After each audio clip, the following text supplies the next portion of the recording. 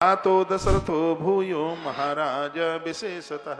उन्हीं के पुत्र दशरथ भगवान शंकर के बहुत बड़े भक्त। अब मैं ज्यादा बातें न करता हुआ आपसे, बस मैं आपसे इतनी सी बात कर रहा हूं कि अपनी पूजा में आप शंकर जी को जोड़ देंगे, सगरे काम फटाफट फटाफट आनंद से हो जाएंगे, सब ठीक हो जाएगा, बढ़िया हो जाएगा, कुछ गड़बड़ होगा ही नहीं। ये सब बातें आपको ही बताने के लिए नहीं, मैं खुद करता हूँ। मैं प्रत्येक दिन साबुत मूंग महादेव पर चढ़ाता हूँ, मैं प्रत्येक दिन काली मिर्च महादेव पर चढ़ाता हूँ, हर रोज गेहूं के दाने प्रत्येक दिन चढ़ाता हूँ, इसलिए क्योंकि आप हमसे रूठे नहीं, हमें छोड़ के नहीं जाएं। आप रूठ के चले जाएंगे तो फिर गौशाला कैसे आगे बढ़ेगी?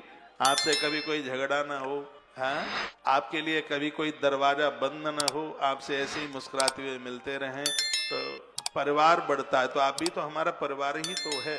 गेहूं महादेव के ऊपर चढ़ाने से वंश वृद्धि बढ़ती है, तो हमारा वंश सच मानिए आप ही है, हमारा परिवार आप ही है। इस परिवार का खूब विस्तार हो, इसके लिए हम प्रत्येक दिन भगवान महादेव के ऊपर गेहूं चढ़ाते। स्वास्थ्य ठीक बना रहे, उम्र लंबी हो, इसलिए तिल चढ़ाते हैं, काले तिल चढ़ाते हैं रोज। जो हमारे लिए बुरा करने के लिए आवे, हमारे पास तक आते ही उसके मन की भावना बदल जाए, इसलिए काली मिर्च चढ़ाते हैं महादेव के ऊपर। तो यह अपनी रोज की पूजा में आप हम करते हैं, आप भी। हम आपको कंफ्यूज तो नहीं करेंगे, बिना शास्त्र की कोई बात बोलेंगे नहीं आपको। छोटी छोटी ऐसी कटोरी मंगा लो बाजार से पूजा की, और उसी में रख लो 5-7 21। ऐसा नहीं कि एक एक शेर चढ़ाए तो इतनी मूंग कहां से आएगी, 170 रुपया किलो चल रही है दाल, तो थोड़ा इतना 5-7 चढ़ा दीजिए, रोज चढ़ाइए। अपनी पूजा में थोड़ी भस्म और रख लीजिए।